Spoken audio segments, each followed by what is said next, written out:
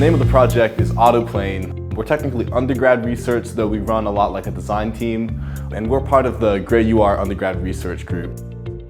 GrayUR is a collection of research projects under one leading professor, Dr. Gray, through the engineering education department. Our overarching goal over several years has been to create an autonomously flying fixed-wing drone that can carry an independent payload for aerial surveying. The details of that kind of change year to year, but in general, it's get a payload up in the air for an extended period of time and fly a mission, fly a ground pattern automatically. We have a couple different projects. One of them we hope to work with the US Army to identify ground targets. The other use that we've been using for it is it's very useful for agricultural purposes.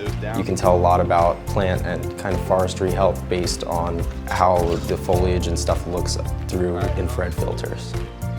Currently, we just have the capability to use a single camera to take pictures, but the future capability will be to fly along and simultaneously capture 4 different pictures across the visible and infrared spectrum.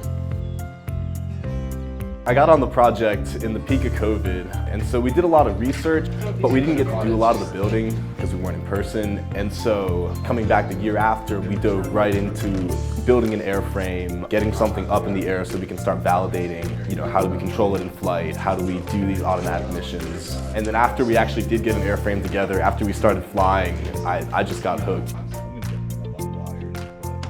In the 2 years that I've been a member, I've had hands-on experience with physically building the plane. I've had the opportunity to get my remote pilot's license through the FAA and the Virginia Tech Drone Park. I get to pilot the drone manually, program the drone to fly autonomously. It's opened up tons of possibilities that I would not have pictured and certainly didn't picture when I was applying to